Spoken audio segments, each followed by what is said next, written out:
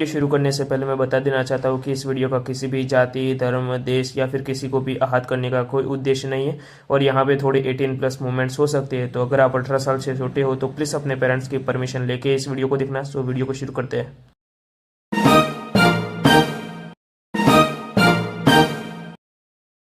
Part 21 की शुरुआत में हम देखते हैं जय और बाकी लोग वहां से भाग चुके थे कि तभी जिस जगह पे वो थे वहां पे काली धुंध फैल जाती है और उसने उस दरवाजे को भी घेर लिया था, जो कि बहुत बड़ा दरवाजा अपीयर हुआ था। और वहां पे उन काली धुंध के बीच दो आंखें अपीयर होती है, जो कि बहुत ज़्यादा डरावनी लग रही थी। और वो उसी दिशा में देखने लगती है जिस दिशा में जय और बाकी लोग गए थे। जो सरदार होता है ना, जिसके हाथ और पैर कट चुके थे, वो कहता है कि लेकिन तुमने हमें भागने के लिए क्यों कहा। वो विकास के कंधे से नीचे उतरता है और जो जय होता है वो कहता है कि मुझे पता नहीं, लेकिन वहाँ पे मुझे कुछ ऐसी चीज़ सेंस हो चुकी थी जो कि बहुत ज़्यादा डरावनी थी। वहाँ पे उन लोगों के साथ इतना सब कुछ हो चुका था, इस वजह से किसी ने भी ये बात पे ध्यान नहीं दिया कि जय झूठ बोल रहा था। जय जो होता है ना, वो वहाँ पे बैठते हैं और वहाँ पे वो लोग बोन फायर जलाने लग जाते हैं। उन लोगों को चलते चलते करीब रात हो चुकी थी और रात को वन फायर जलाते हुए वो लोग बातें कर रहे थे एक दूसरे के साथ। लेकिन जो जय होता है ना, उसका पूरा फोकस अपने सिस्टम पे होता है। वो कहता है कि मैंने सिस्टम को पूरी तरह से अभी तक देखा नहीं है। और वो रिवार्ड सेक्शन में जाता है जहाँ पे वो रिवॉर्ड को देखता है। जब सिस्टम लेवल 1 पर पहुंचा था ना, तब उसको कुछ रिवार्ड मिला था, लेकिन उसने उस रिवॉर्ड को देखा नहीं था। इस वजह से वो उस रिवार्ड को देखता है। वहाँ पे उसको एक एलेक्जर मिलता है। वो एलेक्जर किस प्रकार का था वो उसको समझ में नहीं आता, लेकिन वहां पे सिर्फ वो एलेक्जर ही था। उसके अलावा उसको एक और स्वॉर्ड मिली थी, जो कि उसको उस मिशन पे मिली थी जिस मिशन पे उसको उस लकड़ी को लेके आना था, जो कि उस ग्रास के बीच में ग्रो हो रही थी। उसके अलावा उसको दो और मिशन मिले थे, जो कि एक लो लेवल का था और एक मिड लेवल का था। जो लो लेवल का मिशन था ना, वो उसने कंप्लीट कर लिया था, जो कि वाइल्ड ग्रास को लेके आना था। उसने खुद तो वाइल्ड ग्रास नहीं ली थी, लेकिन जो वो सरदार था ना बियॉन, उसने जो वाइल्ड ग्रास ली थी ना, उसने उसी ग्रास को ले लिया था। इस वजह से उसका मिशन कंप्लीट माना जाता था। और उसके अलावा जो मिडिल लेवल का मिशन था ना, वो था बियॉन के ग्रुप का शिकार करना। और बियॉन के ग्रुप में कोई भी इंसान जिंदा नहीं बचा था, सिर्फ बियॉन ही बचा था। लेकिन बियॉन को तो निहारिका के मास्टर ने जान से मार दिया था और वो मिशन बिल्कुल भी कंप्लीटली नहीं माना जाता है। उसके अलावा जो लो लेवल का मिशन था ना, वो कंप्लीट हो चुका था, जिसकी वजह से उसको 5 पॉइंट मिले थे। और वो देखता है कि उसको 5 पॉइंट कैसे मिले। तब उसको पता चलता है मिशन के बारे में, कि मिशन के रिवॉर्ड इस तरह से मिलते, अगर तुमने उस मिशन को कंप्लीट किया तो वो देखा जाएगा कि वो मिशन कौन से लेवल का था। उसके बाद उस मिशन को कंप्लीट करने के लिए तुम्हें कितनी डिफिकल्टीज का सामना करना पड़ा, किसने तुम्हारी मदद की और कितना टाइम लगा, इस हिसाब से पूरा कैलकुलेट करके तुम्हें पॉइंट या फिर रिवार्ड्स दिए जाएंगे। और जो जय होता है ना, वो कहता है कि ठीक है, अब मंथली बिल बाकी है। और कहता है कि मैं मंथली साइन इन सिस्टम से कुछ अच्छा एक्सपेक्ट कर रहा था, लेकिन उसने जो भी दिया वो भी सही है। अगर वहां से मैं नहीं भागता तो पता नहीं मेरे साथ क्या होता। और कहता है कि ठीक है, मंथली बिल को एक्टिवेट करो। और मंथली बिल का जो ऑप्शन होता है ना, वो एक्टिवेट हो जाता है। और कहता है कि चलो मैं अपना लक आजमाता हूँ। और वो उसके ऊपर क्लिक करता है और वो मंथली बिल घूमने लगती है। जय को नहीं पता था कि मंथली बिल के अंदर क्या क्या है, इस वजह से वो बिल्कुल भी नहीं देख पाता है और मंथली बिल एक जगह पे आके रुक जाती है। और जैसे ही वो रिवॉर्ड अपीयर होता है ना, जय उसको देख के हैरान हो चुका था, क्योंकि ये वही ग्रीन ऑर्ब्स था जो उसने पहले देखा था। और कहता है कि ये ग्रीन बॉल क्या है, मुझे समझ में नहीं आ रहा है कि इसका इस्तेमाल कैसे करना है। और वो अभी के टाइम पे उसको रख लेता है और वो सिस्टम स्पेस के अंदर चली जाती है। और कहता है कि ठीक है, अब मुझे क्या करना चाहिए। मेरे पास अभी के टाइम पे दो एलेक्जर है। एक तो मुझे सिस्टम के रिवॉर्ड पे के तौर पे मिला था जब सिस्टम लेवल 1 पर पहुंचा था तब, और दूसरा था जब मुझे वो गुफा के अंदर से मिला था। गुफा वाला जो एलेक्जर है ना, या फिर कहूँ तो तरल पदार्थ, उसका उसने इस्तेमाल कर दिया था, उसने, आनंदी ने और सुरभि ने। और उसकी ताकत भी बहुत ज़्यादा बढ़ी थी और वो कांच की शीशी के अंदर था, इसलिए वो सोचता है कि क्या उसको मैं व्हाइट बॉक्स के अंदर रख के डबल कर दूँ। और व्हाइट बॉक्स को बाहर निकालता है और उसके अंदर रख लेता है और कहता है कि क्या इसके अंदर डबल हो जाएगा। फिर वो उसको बंद कर देता है, लेकिन वो देखता है कि डबल बिल्कुल भी नहीं होता है, क्योंकि वहां पे जो लिख के आता है एक वार्निंग सिस्टम के अंदर, इस एलेक्जर को आप डबल नहीं कर सकते हो।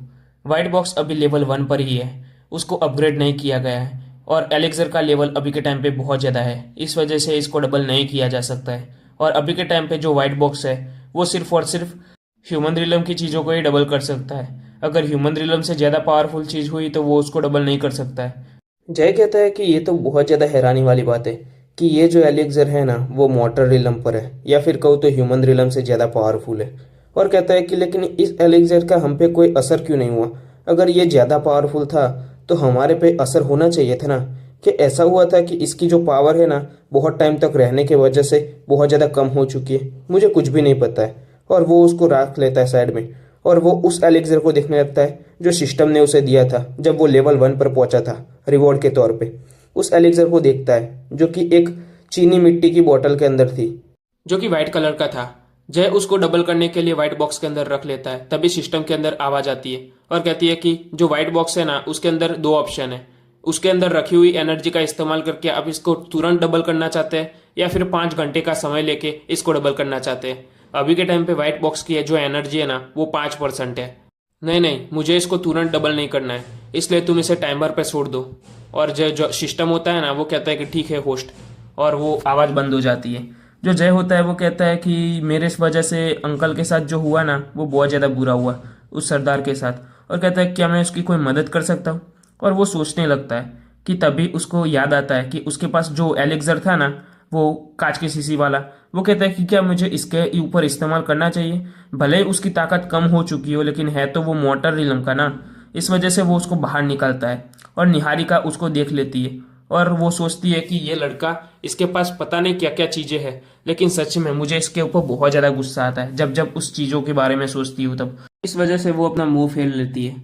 जय सोचता है कि मुझे इसका इस्तेमाल करके देखना ही होगा, और इस वजह से वो उसके पास जाता है और कहता है कि अंकल, मेरे पास आपके लिए कुछ चीज है जिसकी वजह से आप जल्दी ठीक हो सकते हो।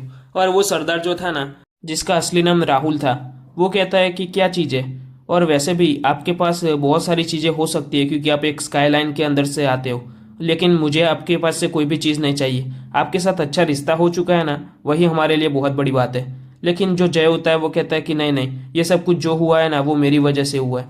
सो वो अंकल कहता है कि लेकिन तुम्हारी वजह से कैसे। जय कहता है कि कुछ नहीं, वो छोड़ो। और वो उसको एलेक्सर निकाल के देता है और कहता है कि इस एलेक्सर का इस्तेमाल कीजिए। निहारिका तुरंत ही पास आ जाती है और उस एलेक्सर को ले लेती है और कहती है कि तुम क्या मेरे अंकल को मारना चाहते हो। जय कहता है कि मैं उसको मारना नहीं बल्कि हील करना चाहता हूँ। मुझे नहीं पता कि ये एलेक्सर उसको बचा पाएगी कि नहीं बचा पाएगी, लेकिन थोड़ी बहुत तो मदद कर ही सकती है। निहारिका कहती है कि नहीं, तुमने मेरे अंकल के लिए पहले ही बहुत सारी परेशानी खड़ी कर दी है, अब और परेशानी नहीं चाहिए। इस वजह से इस एलेक्सर को तुम अपने पास रखो। और वैसे भी तुम्हारे पास कितनी चीजें हैं मुझे नहीं जाननी है, लेकिन तुम्हारे इन्हीं चीजों की वजह से मेरी अंकल की ये हालत हो चुकी है। जो जय होता है वो कहता है कि मेरी बात को समझने की कोशिश करो। निहारिका कहती है कि अगर तुम और कुछ बोले तो मुझे बहुत ज्यादा गुस्सा आएगा और पता नहीं मैं क्या कर बैठूंगी अभी के टाइम पे। जो जय होता है ना, वो चुपचाप हो जाता है। राहुल कहता है कि वो मदद कर रहा है तो करने दो ना, तुम इतनी क्यों उतावली हो रही हो। क्या तुम्हारी इसके साथ कोई लड़ाई हो चुकी है ना। आखिरकार ऐसा तो क्या हो गया था जिसके कारण तुम्हें इसके ऊपर इतना ज्यादा गुस्सा आ रहा है। जो निहारिका होती है वो कहती है कुछ नहीं, और ऐसा कहकर वो वहां से चली जाती है। जय जो होता है ना, वो कहता है कि आप मेरी बात का यकीन कीजिए, इस एलेक्सर से जरूर आप ठीक हो जाएंगे। मुझे नहीं पता कि आप ठीक हो जाएंगे कि नहीं हो जाएंगे, लेकिन जरूर कुछ ना कुछ तो होगा ही। और जो निहारिका का अंकल होता है ना, वो कहता है कि ठीक है, मैं कोशिश कर सकता हूँ। और ऐसा कह के उस एलेक्सर का इस्तेमाल करता है और कहता है कि पहले आप थोड़ी एक बूंद इस्तेमाल कीजिए, क्योंकि मुझे भी नहीं पता कि इस एलेक्सर से क्या होगा। जय की बात सुन के वो कहता है कि ठीक है। वो उसको अंदर लकड़ी को डाल के अपने मुंह के ऊपर रख के उसको चखते हैं और कहते हैं कि इससे थोड़ा बहुत इम्प्रूवमेंट हुआ है मुझे। जो जय होता है ना, वो खुश हो जाता है क्योंकि उसको पता था कि इससे कुछ ना कुछ तो होगा ही होगा। क्योंकि जो जय होता है ना, जब उसने पहली बार इस एलेक्सर को चखा था ना, उसको बहुत ज़्यादा जलन हुई थी और उसको लग रहा था कि वो मरने की हालत पर पहुंच चुका है। लेकिन जब वो ठीक हो चुका था ना, तब उसको पता चलता कि ये एलेक्सर बहुत ज़्यादा अच्छा है शरीर के लिए। और जय को ये पता था कि उनके अंदर जो छोटी मोटी चोटें हैं ना, वो इसके कारण ठीक हो जाएगी। लेकिन उसको ये नहीं पता था कि उसके हाथ पैर कटे हुए हैं तो वो वापस आ सकते हैं कि नहीं आ सकते। उसको तो लग रहा था कि इस एलेक्सर से भी कुछ नहीं होने वाला है, क्योंकि हाथ पैर को कटे हुए वापस लाना कोई आसान काम नहीं है। इस वजह से जो अंकल होते हैं ना, वो उस शीशी को लेते हैं और कहते हैं क्या मैं इसको पक्का पी जाऊँ, क्या इसको तुम्हारी ज़रूरत नहीं है, तुम्हें इसकी ज़रूरत नहीं है। जय कहता है कि नहीं नहीं, मुझे इसकी ज़रूरत नहीं है, अभी के टाइम पे मैं इतना ज़्यादा ताकतवर नहीं हूँ कि मैं इसको ले सकूँ। जो अंकल होता है वो मान जाता है और उसको ले लेते हैं। जैसे ही वो लेते हैं ना, तो अंकल पूरी शीशी गटक जाते हैं। और जो जय होता है ना, वो उनको रोकने के लिए जाता है कि अंकल पूरी शीशी नहीं गटकनी थी।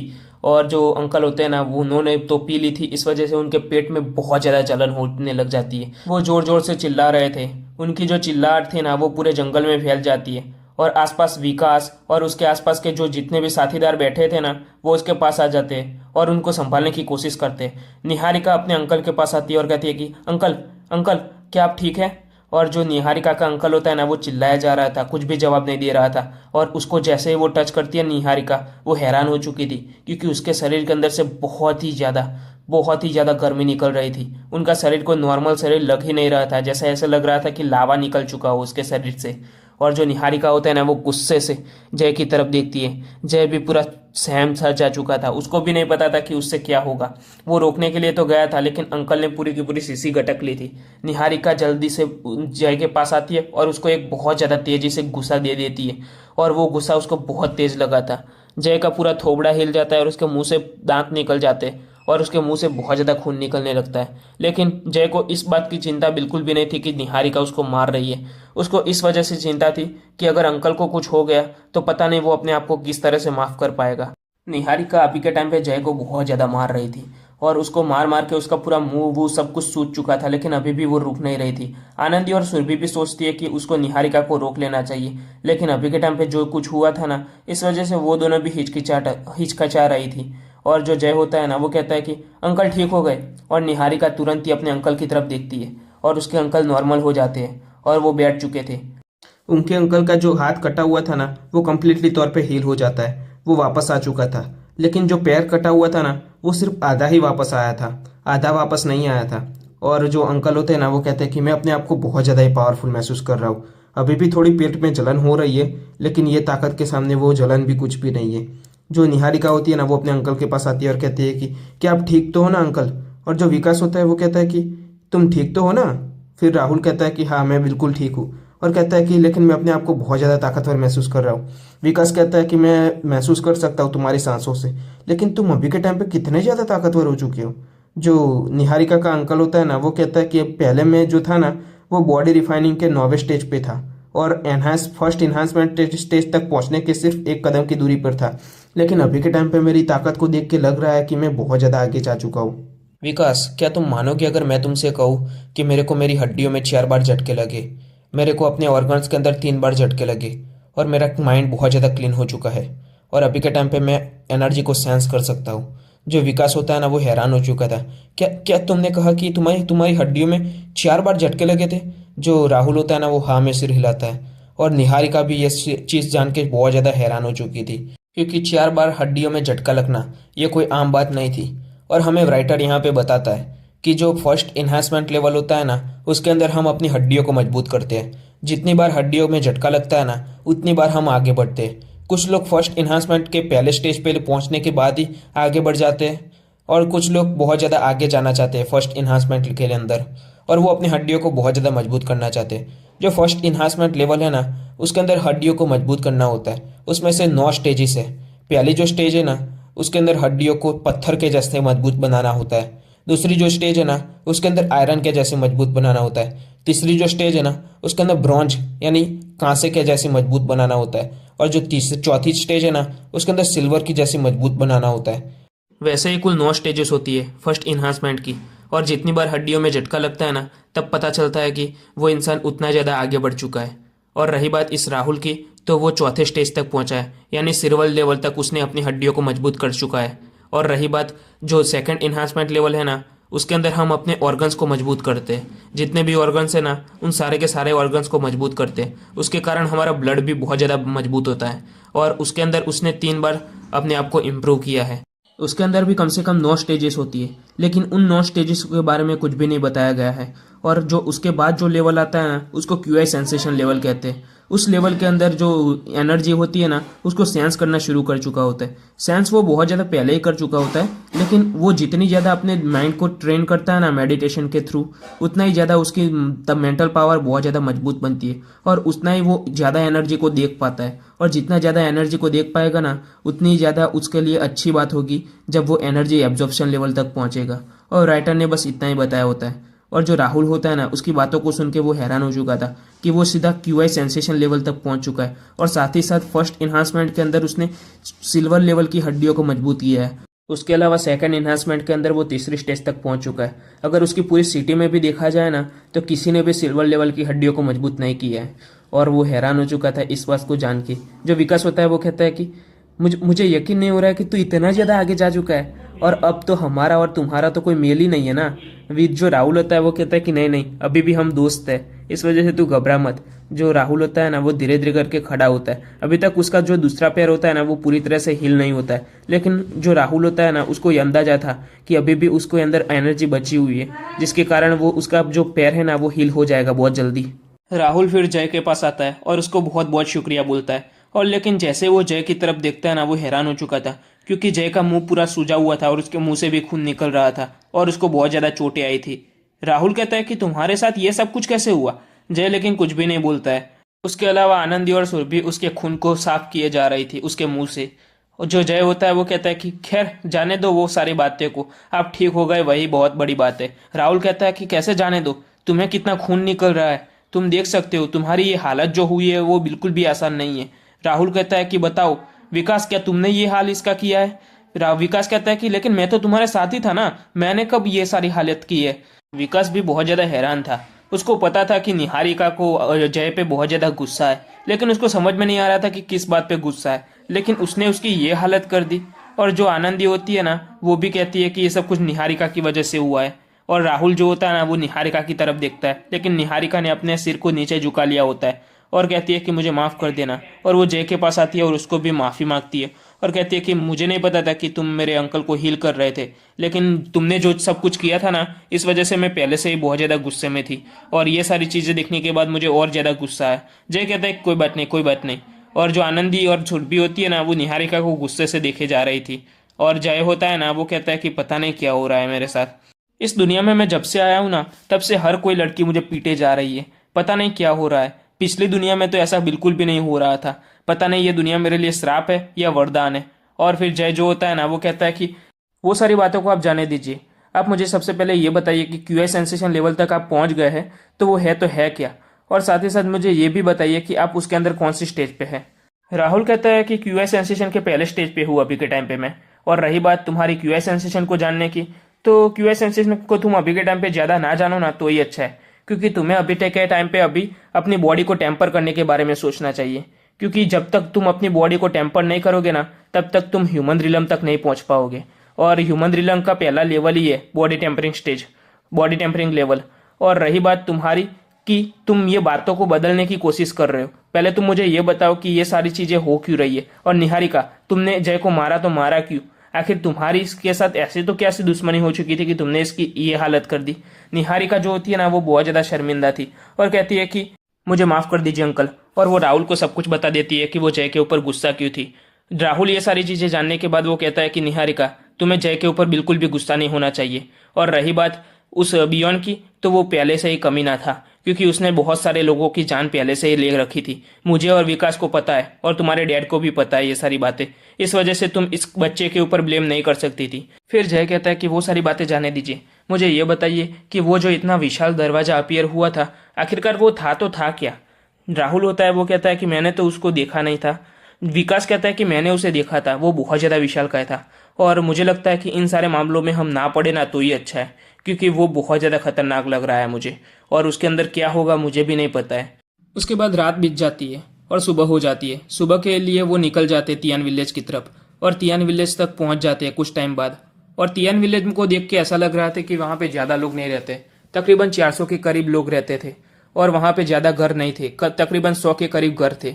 और वहाँ पे पहुँचने के बाद वो लोग कहते हैं कि हम लोग फाइनली यहाँ तक पहुँच गए। वहाँ का जो मुखिया होता है ना वो सामने आता है और कहता है कि प्लीज़ हमें माफ़ कर दीजिए, हमारी इसमें कोई गलती नहीं थी। और जो सरदार होता है ना राहुल, वो कहता है कि आखिरकार तुम लोग हमसे माफ़ी क्यों मांग रहे हो।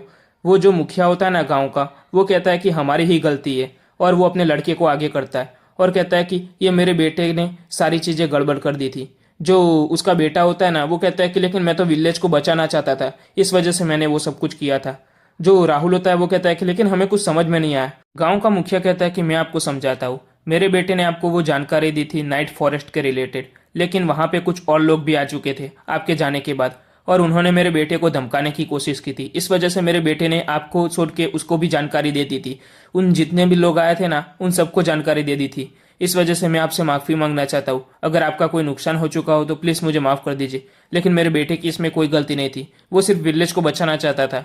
उनमें से कुछ लोगों ने ऐसी धमकी दी थी कि वो पूरे के पूरे विलेज को खत्म कर देंगे अगर उसको सही जानकारी नहीं मिली। इस वजह से मेरा बेटा बहुत ज़्यादा डर चुका था। और राहुल आगे आता है और कहता है कि इसमें आपकी कोई गलती नहीं है, ना ही आपके बेटे की कोई गलती है, और हमें तो आपका शुक्रिया अदा करना चाहिए क्योंकि आपकी वजह से हम जिस काम के लिए गए थे ना वो काम कम्प्लीटली ठीक हो चुका है। और वो कहता है कि आपका बहुत बहुत शुक्रिया, और हम शुक्रिया के तौर पे आपको जरूर कुछ ना कुछ देंगे। उसके बाद निहारिका आगे आती है और मुखिया की तरफ एक चिट्ठी बढ़ाती है। मुखिया उस चिट्ठी को लेता है और कहता है कि इस चिट्ठी के अंदर क्या है। निहारिका कहती है कि तुम जब लियानी एकेडमी के अंदर जाओगे ना अपने बेटे को लेके, वहां पे ये चिट्ठी थमा देना। उसके बाद जो तुम्हारा बेटा है ना वो लियाना एकेडमी के अंदर ज्वाइन हो जाएगा और हो सकता है कि आगे जाके बहुत ज़्यादा ताकतवर बन पाए। मुखिया जो होता है ना वो बहुत ज़्यादा खुश था और वो निहारिका के पैर पकड़ने की कोशिश करता है और कहता है कि आपका बहुत बहुत शुक्रिया, लेकिन निहारिका उसको खड़ा कर देती है और कहती है कि इसकी कोई ज़रूरत नहीं है। और गाइस बस वीडियो यहाँ तक थी, और आने वाली जो स्टोरी है ना वो बिल्कुल भी बकवास नहीं होने वाली है क्योंकि उसके अंदर गाइस जो होने वाला है ना आप सोच भी नहीं सकते। वहाँ पे बहुत ज़्यादा मज़ा आने वाला है। और एक और चीज़ बता देना चाहता हूँ कि अब से वीडियो डेली आने वाली है और वो भी 10 बजे आने वाली है, बिल्कुल भी टाइम में डेली नहीं होगी। Thanks for watching.